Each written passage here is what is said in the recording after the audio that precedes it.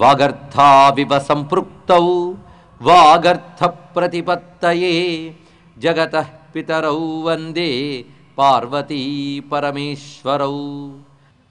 రామాయ రామభద్రాయ రామచంద్రాయ వేధసే రఘునాథాయ నాథాయ సీతాయాః పతయే నమః. యత్ర యత్ర రఘునాథ కీర్తనం తత్ర తత్ర కృతమస్తకాంజలిం బాష్పవారి పరిపూర్ణలోచనం మారుతిం నమత రాక్షసాంతకం. జాంబవత్ సుగ్రీవ హనుమత్ సీతాలక్ష్మణ భరత శత్రుఘ్న పరివార సమేత శ్రీ రామచంద్ర పరబ్రహ్మణే నమో నమః. శ్రీ హనుమతే నమః. సీతారాముల కళ్యాణ వైభవాన్ని చెప్పుకోవడం జరిగింది. ఆ తర్వాత అయోధ్యకి చేరుకున్నారు సీతారాములు. వారితో పాటు మొత్తం పరివారమంతా వచ్చినది. అయోధ్యలో రామచంద్రమూర్తి పౌరుల పట్ల అంటే ప్రజల పట్ల ఏ విధమైన బాధ్యతతో ఉన్నాడో వివరించుకున్నాం. అది చూసి తండ్రి చాలా సంతోషించాడు. అంతేకాదు ఆనాడు ఉన్న పెద్దలందరూ కూడా రామచంద్రమూర్తి యొక్క ప్రవర్తనకి అతని యొక్క ప్రజాహిత బుద్ధికి చాలా సంతోషించారు. కళ్యాణమై వచ్చిన వెంటనే దశరథుడు భరతునితో ఒక మాట చెప్తున్నాడు. నీ మేనమామ యుధాజిత్తు అంటే కేకయ్య రాజు యొక్క కొడుకు, ఆయన పెళ్లికి వచ్చిన దగ్గర నుంచి భరతుడిని కొంతకాలం మా దగ్గరికి పంపించుని అడుగుతున్నాడు. ఇప్పుడు నువ్వు నీ మేనమామతో పాటు కేకయ్య రాజ్యానికి వెళ్ళు, తాతగారింట్లో కొంతకాలం ఉండు అని ఎప్పుడైతే దశరథుడు చెప్పాడో అప్పుడు భరతుడు బయలుదేరాడు. భరతునితో పాటు శత్రుఘ్నుడు బయలుదేరాడు. రామాయణంలో ఒక చిన్న రహస్యం ఏంటంటే శత్రుఘ్నుడి పాత్ర ఏమిటి అని చాలామంది అంటూ ఉంటారు. పెద్దగా శత్రుఘ్నుడికి ప్రాధాన్యం లేదండి అని. అంటే వాళ్ళు రామాయణాన్ని సరిగ్గా అర్థం చేసుకోలేదని అర్థం. సుమిత్ర ఇద్దరు పిల్లల్ని కన్నది. ఒకరు శత్రుఘ్నుడు, ఇంకో లక్ష్మణస్వామి. అందులో లక్ష్మణుడు రాముని అంటిపెట్టుకుని ఉంటాడు, శత్రుఘ్నుడు భరతుని అంటిపెట్టుకుంటూ ఉంటాడు. అది ఇందులో ఉన్నటువంటి ప్రధానమైన ఉద్దేశం. ఇద్దరు ధర్మాన్ని వీళ్ళిద్దరూ కాపాడుతూ ఉంటారు. రామధర్మాన్ని కాపాడుతూ రామునితో పాటు ఉన్నాడు మహానుభావుడైన లక్ష్మణస్వామి.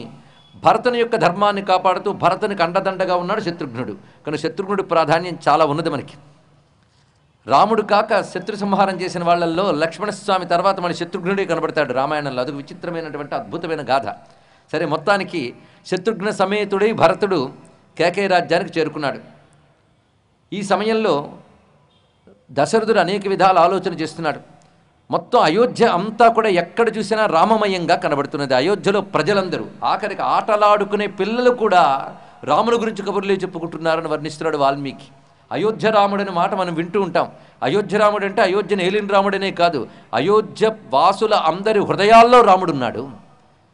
ఎలాగైతే భాగవతం చదివేటప్పుడు బృందావన వాసులందరికీ కృష్ణుడిపై ప్రేమ కనబడుతుందో, రామాయణం చదివేటప్పుడు అయోధ్య వాసులందరికీ రాముడిపై అంత ప్రేమ ఉన్నది అనేది మనం గమనించవలసిన ఒక అద్భుతమైన అంశం ఇక్కడ. అలాంటి అయోధ్యకాండలో అయోధ్య రాముడి వైభవాన్ని మనం తెలుసుకోబోతున్నాం. అయోధ్యలో అందరూ, ఇది కాక ఆనాడు ఉన్న రాజలోకం అంటే వివిధ రాజ్యాలని ఏలే రాజులు, మేధావులు అందరూ కూడా రాముని విషయంలో గొప్ప గొప్ప మాటలు చెప్తూ ఉండడం, రామునిపై ప్రీతిభావాన్ని చెప్పడం దశరథునికి చాలా ఆనందం కలిగిస్తుంది. పుత్రోత్సాహం అంటే ఇదే. తన పుత్రుడి గురించి 10 మంది చెప్పుకోవడం కంటే ఇంకేం కావాలి? పైగా దశరథుడికి రాముడు అంటే ప్రాణం. రాముడు నాకు ప్రాణమగు, రాముడు నాకు జపంబు ధ్యానమున్, రాముడు నాకు స్నానమగు అంటాడు దశరథుడు. అలా సర్వస్వంగా రామునిపై ప్రేమ కలిగినవాడు. అంటే భక్తి యొక్క ఒకానొక భావం అతని దగ్గర వాత్సల్య రూపంలో ఉన్నది.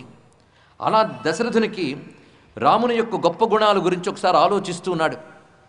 రాముని గురించి మొత్తం అయోధ్య ఏమనుకుంటోంది, ఆనాటి రాజన్యలోకం ఏమనుకుంటుందో దశరథుడు గమనించి అతడు అనుకుంటున్న మాటలు. సహి దేవైరుదీర్ణస్య రావణస్య వధార్థిభిః అర్థితో మానుషే లోకే జజ్ఞే విష్ణు సనాతన. రాముడు చాలా గొప్పవాడని అందరూ అంటున్నారు. నాకు కొన్ని మాటలు కూడా వినబడుతున్నాయి. ఏమిటంటే, దేవతల ప్రార్థన మేరకు రావణాది రాక్షసుల్ని సంహరించడానికి సనాతనుడైన విష్ణువే ఈ రూపంలో వచ్చాడు అని కూడా నేను విన్నాను. అంటే దశరథుడి మనస్సుకి ఈ వార్త తెలిసింది. అయినప్పటికీ రాముడు నా పుత్రుడనే భావమే ఆయనకి గట్టిగా నిలబడుతుంది. ఇక్కడ నుంచి రాముడి గుణగణాలను వర్ణిస్తున్నాడు వాల్మీకి. ఇవి శ్రద్ధగా తెలుసుకోవాల్సిన అంశములు ఇవి. నిజానికి ఎక్కువ మేము చెప్పాము అనుకుంటున్నారు, కానీ మేము చెప్తున్నది చాలా తక్కువ. వాల్మీకి ఇంకా చాలా వర్ణించాడు ఇక్కడ గుణగణాలు. రాముని పరిశీలించేటప్పుడు ఆయన గుణగణాలతో పాటు కథని పరిశీలించాలి. ఈ గుణగణాలు కానీ మనం జాగ్రత్తగా చెప్పినట్లయితే ఈ రోజుల్లో యువతికి కళాశాలల్లో, అసలు పాఠశాలల నుంచే మొదలుపెట్టి కళాశాలల్లో కోర్సుగా చెప్పవలసినటువంటి అధ్యాయం అండి ఇది.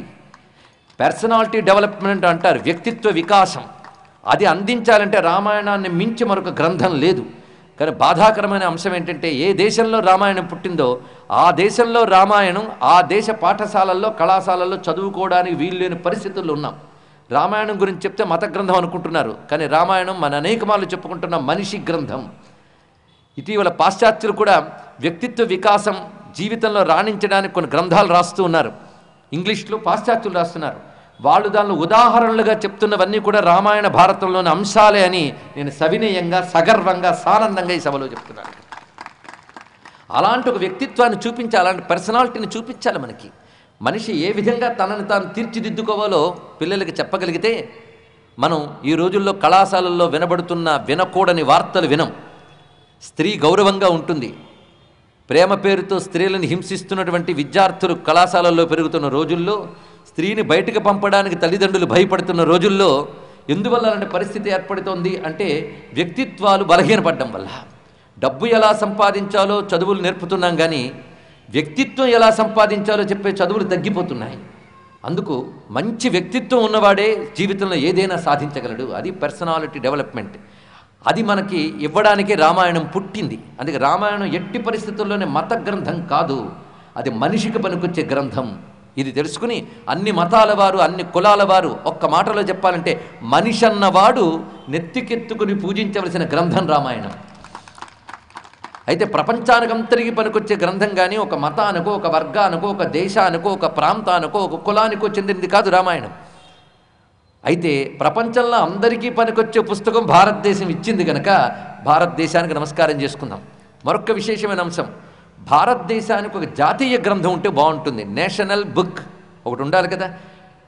జాతీయ జంతువు, జాతీయ పక్షి, జాతీయ కుసుమం ఇవన్నీ చెప్పుకున్నాం, మీకు చాలామందికి తెలిసి ఉంటుంది.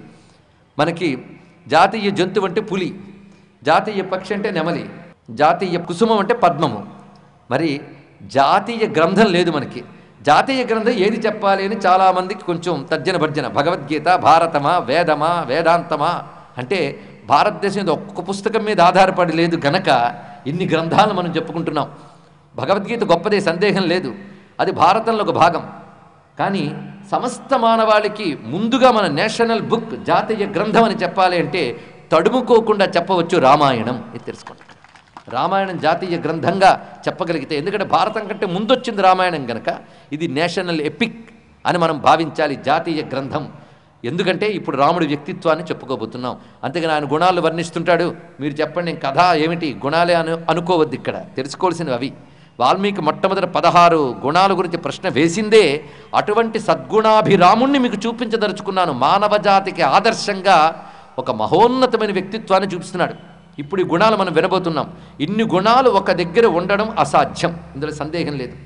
ఏ వ్యక్తి కూడా సకల గుణాభిరాముడు కాడు.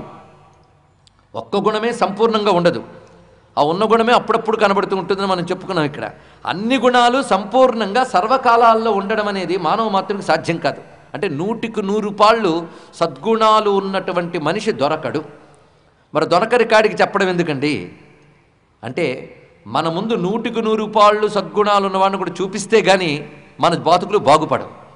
మన పరీక్షలు రాసేటప్పుడు 100 మార్కులు అని పెడతాడు, ఫుల్ మార్క్స్ 100 మార్క్స్ అంటే సంపూర్ణమైన మార్కులు 100 మార్కులు అని పెడతాడు. మనం ఏదో కష్టపడి సంపూర్ణంగా బాగా రాస్తే 90 మార్కులు 30 మార్కులు వస్తాయి కదా. చూపించడం మాత్రం 100 మార్కులు చూపిస్తేనే మనం కష్టపడి రాస్తే 70, 80, 90 తెచ్చుకుంటాం. 100కి 100 రావు, కానీ పెట్టడం మాత్రం 100 చెప్పాలి.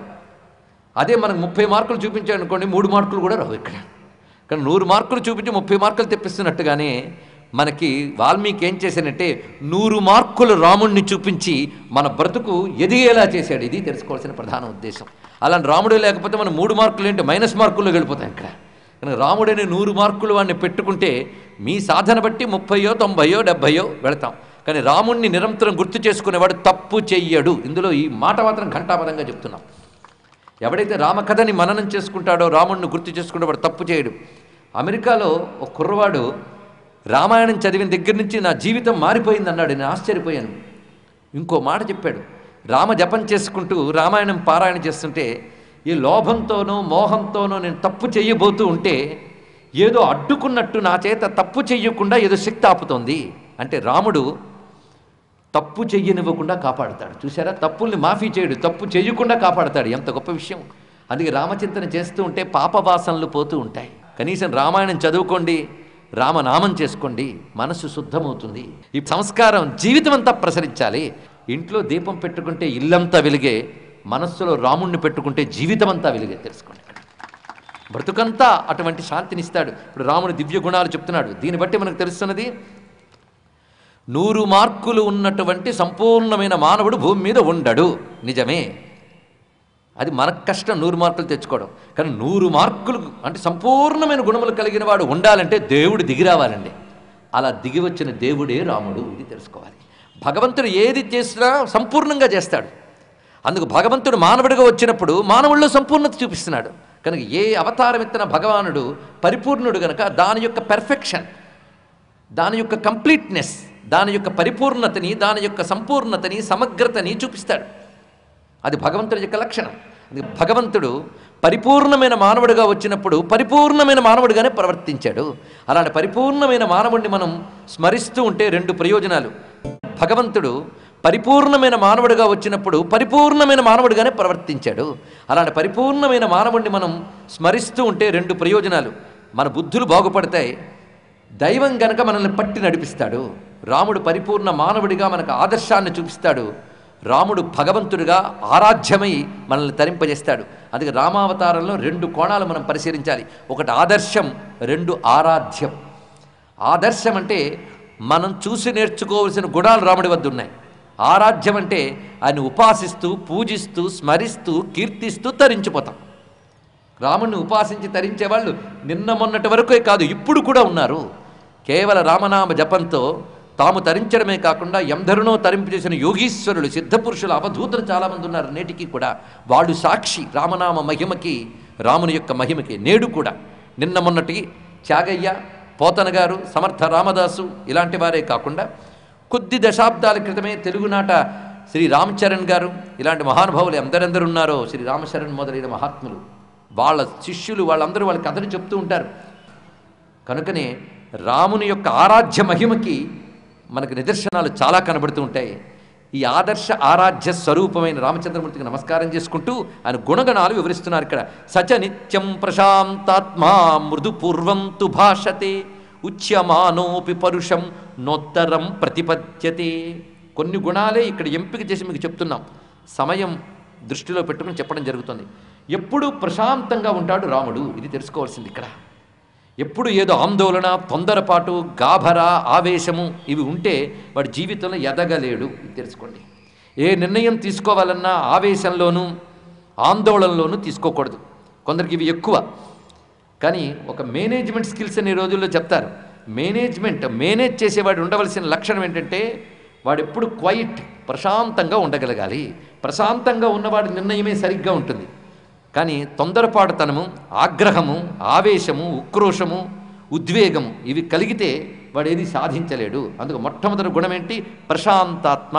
మనస్సునెప్పుడు ప్రశాంతంగా ఉంచుకునేవాడు. అంతే కదా. మాట తీరు ఎలా ఉంటుందో చూడండి. మృదు పూర్వంతు భాషతే.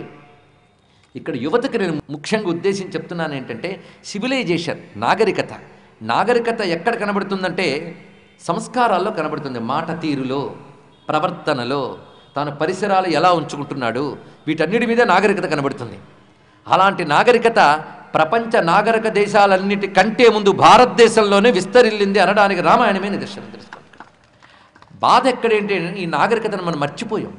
ఈ రామాయణం మొదలైన గ్రంథాలను ఎలా చదవాలో అలా చదవలేదు కొందరు, ఎలా గ్రహించాలో అలా గ్రహించలేదు కొందరు. కేవలం ముసలితనం వచ్చేకు చూసుకోవాల్సిన పుస్తకాలనే భావంలో పడిపోయాం. చిన్నప్పటి నుంచి తెలుసుకోవట్లేదు. ఎప్పటికీ మించిపోయింది లేదు. మనదైన నాగరికత యుగాల నుంచి ఇలా ఉందని సగర్భభావం కలిగి మళ్ళీ ప్రపంచ దేశాల్లో భారతదేశం అన్ని విధాలా గొప్పది. స్వచ్ఛతలో కానీ, నీతిలో కానీ, సంపదలో కానీ, శక్తిలో కానీ నా దేశం గొప్పదని రుజువు చేయగలిగే రోజు రావాలి. అది యువత చేతిలోనే ఉన్నది. సచ నిత్యం ప్రశాంతాత్మ మృదు పూర్వంతు భాషతే. మాట సంస్కారం ఒకటి ఉందండి. రామాయణంలో మాట తీరు అని రీసెర్చ్ చేయగలిగితే అత్యద్భుతమైనటువంటి గ్రంథం తయారవుతుంది. అసలు మొట్టమొదటి వాగ్విదాంబరహారం మొదలుపెట్టాడు మొదటి శ్లోకంలోనే. మాట తీరు గురించి వాల్మీకి ఎన్ని చెప్తాడో. మంచి మాట్లాడేము అంటే మంచి సంస్కారం ఉందని, మంచి జ్ఞానం ఉందని, మంచి మనసు ఉందని అర్థం. లోపల ఉన్నదే మాట ద్వారా బయటకు వస్తుంది. కొంతమంది ఏదో కష్టపడి కాసేపు నిగ్రహించుకుని మాట్లాడినా కొద్దిసేపటి దొరికిపోతారు. వాళ్ళు ఏమిటో ఎంతసేపు జాగ్రత్తగా మాట్లాడగలరండి, ఎక్కడో దొరికిపోతాం. కానీ నిజమైన సంస్కారం ఉన్నవాడు మాట తీరు ఎలా ఉంటుంది? మృదు పూర్వం చ భాషతే. రాముడి దగ్గర లక్షణాలు ఉన్నాయి 2 మాటకి: మృదు, పూర్వం. ఇంకా చాలా చాలా వస్తాయి, చూద్దాం. మాటకి ఎన్నెన్ని క్వాలిటీస్ ఉండాలో చెప్తున్నాడు. ముందు ఒకటి మృదు, పూర్వం. మాట మృదువుగా ఉండాలి, కఠినంగా కటువుగా నొప్పించేట్టు మాట్లాడరాదు. మృదువుగా మాటతోనే ఎన్నో సాధించవచ్చండి. కొందరు కఠినంగా మాట్లాడి సాధించవచ్చు అనుకుంటారు, కానీ విషయాన్ని నాటుకునేటట్టు మృదువుగానే చెప్పచ్చు. పైగా పూర్వంతు భాషతే. ఈ మాట ఇక్కడే చెప్పడం కాదు, మరొక చోట కూడా పూర్వభాషి అని రాముడి గురించి ప్రత్యేకించి చెప్తాడు. పూర్వభాషి అంటే ముందుగా తానే మాట్లాడేవాడు. ఇది చాలా ముఖ్యమైన అంశం. ఎందుకంటే మానవులతో సంబంధాలు తెంచుకోవడం సులభం, నిలుపుకోవడం కష్టం. నిలుపుకోవాలి మానవుడు, తెలుసుకోండి. ఇక్కడ ప్రతివారు విడిపోవడానికి కారణాలు చూస్తున్నారు, కలిసి ఉండడానికి కారణాలు చూడాలి ఇక్కడ. అది చాలా ప్రధానం. కలిసి పని చేయగలగడం ప్రతివారు నేర్చుకోవాలి. ఇప్పుడు హిందూ జాతికి అదే లోపం. ఐక్యం కాగలగాలి, సమైక్యం కాగలగాలి. ఇవాళ 10 మంది కలిసి పనిచేస్తున్నారు, మళ్ళీ వచ్చేటప్పటికి 10 మందిలో 5 పోయారు అంటే ఆ పనిచేసే వాళ్ళలో చిత్తశుద్ధి లేదని అర్థం. అందరూ కలిసి పని చేయాలి, అప్పుడే ఏదైనా సాధించగలం. సమిష్టి ప్రయోజనం కోసం కలిసి పని చేయాలి, వ్యక్తి స్వార్థాలు కావు. దానికి మాట తీరు చాలా ప్రధానం. ఎలా మాట్లాడాలో చెప్తున్నాడు. పూర్వంచ భాషతే. ఇది చాలా విశేషమైన అంశం. ముందు తానే మాట్లాడతాడని అర్థం ఇక్కడ. పూర్వభాషి అంటే ముందుగా మాట్లాడువాడు. మనం కూర్చునున్నాం, మనకు తెలిసిన వాళ్ళు ఎవరో వచ్చారు, కానీ మనం పలకరించం, మాట్లాడేవి చూస్తూ ఉంటాం. పక్కవాడు అంటాడు, ఇదిగో ఆయన వచ్చాడంటే రాని పలకరిస్తే మాట్లాడతానని. ఇది ఒక అహంకారం. కానీ వాళ్ళకంటే ఈయనే ముందు వెళ్ళి మాట్లాడి మృదుపూర్వ భాష అయితే ఎంతో బాగుంటుంది అని. అయితే రామాయణంలో ఈ చెప్పిన అంశం జీవితంలో ఎలా పనికొస్తుంది? నేను దీనికి ఒక ఉదాహరణ చెప్తా. ఇది విజయవాడలో జరిగిన ఒకానొక సంఘటన. ఒక ఆయన గొప్ప రామభక్తుడు, వాళ్ళ నాన్నగారు ఒక రామభక్తుడు. వాళ్ళ నాన్నగారు హనుమదాలయం కట్టి నిత్యం రామార్చన చేస్తూ హనుమద్ ఉపాసన చేసేవాడు. అంత హనుమన్మంత్ర సిద్ధుడు ఆయన. ఆయన ఎన్నో రామాయణ పారాయణలు చేశారు, సుమారు 68 రామాయణ పారాయణలు చేశారు. ఆయన లక్ష్యం 108 రామాయణ పారాయణలు చేసి యజ్ఞం చేయాలని. కానీ లక్ష్యం తీరకుండానే వెళ్ళిపోయాడు ఆయన. కొడుకు నాన్న విషయం గుర్తుపెట్టుకుని ఆయన ఆ పారాయణలన్నీ పూర్తి చేశాడు. చాలా గొప్ప విషయం. మొత్తం 108 పారాయణలు అయ్యాయి. ఒక పెద్ద రామాయణ ఉత్సవం చేస్తున్నాడు. దాన్ని బంధువుల్ని పిలవాలని నిర్ణయించుకున్నాడు. ఆయన బాబాయ్ గారిని పిలవాలనుకున్నాడు. కానీ వీళ్ళ బాబాయ్ గారికి వీళ్ళ నాన్నగారి కాలంలోనే కొన్ని అభిప్రాయ భేదాలు ఏర్పడ్డాయి. అంటే వీళ్ళ నాన్నగారికి బాబాయ్ గారికి పడలేదు. దానితో బాబాయ్ దూరం అయిపోయాడు. ఇంటికి రాకా పోకా లేదు, ఉత్తర ప్రత్యుత్తరాలు లేవు, అనుబంధం తెగిపోయింది. అది జరిగి చాలా కాలం అయిపోయింది, కొన్ని దశాబ్దాలు దాటింది. ఇప్పుడు ఆయన బాబాయ్ని పిలవాలా మానాలా? ఈ ప్రశ్నకి సమాధానం రామాయణం నుంచి పొందాడు ఆయన. పూర్వభాషి అనే మాటలు తీసుకున్నాడు.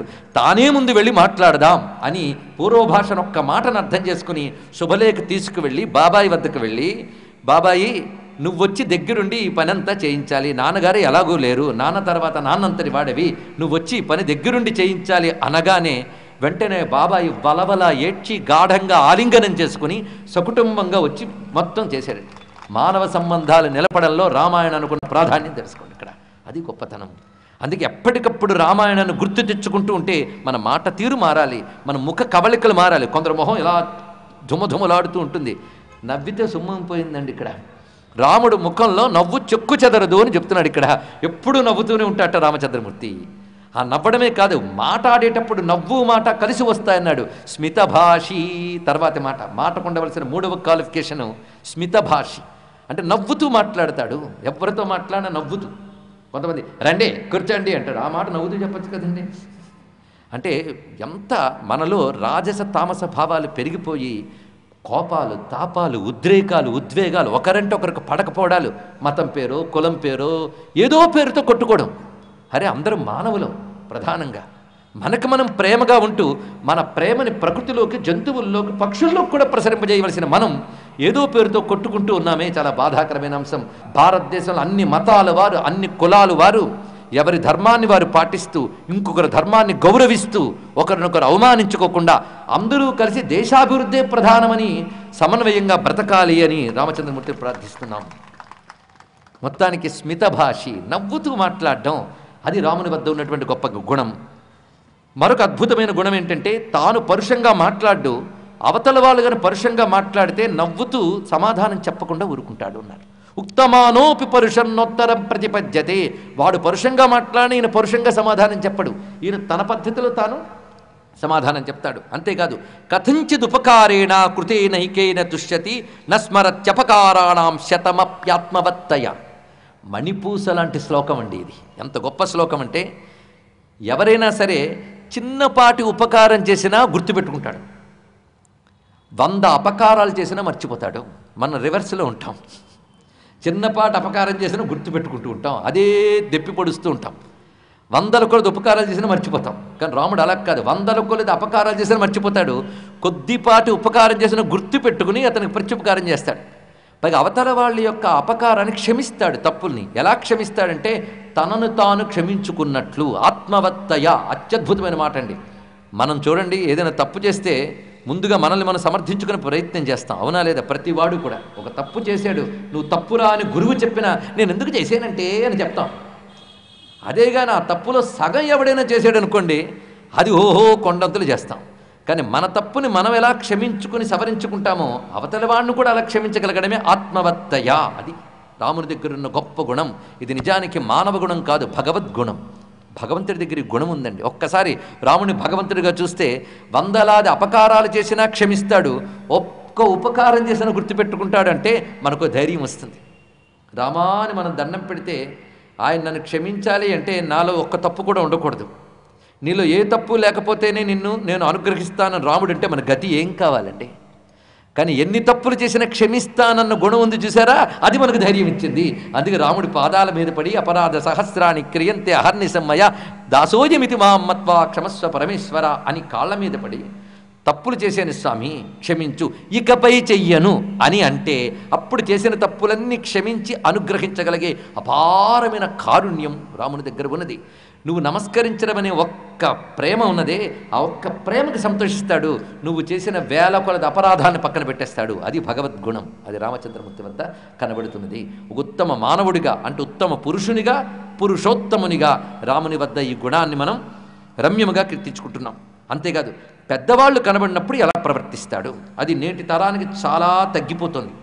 గురువుల దగ్గర, తల్లిదండ్రుల దగ్గర ఎలా ప్రవర్తించాలి అనేది ఈ రోజుల్లో పిల్లలకి నేర్పవలసిన పరిస్థితి ఉంది. ఎందుకంటే పాశ్చాత్య దేశాలకి సంస్కారాలు లేవు కాబట్టి వాళ్ళకు లేవు. లేనివాడికి లేనప్పుడు తప్పు లేదు, ఉన్నవాడు వదులుకోవడమే తప్పు. తెలుసుకోండి. ఇక్కడ శీలవృద్ధై జ్ఞానవృద్ధై వయోవృద్ధై చ సజ్జనై కథయన్నాస్తవై నిత్యం అస్త్రయోగ్యాంతరిష్వపి.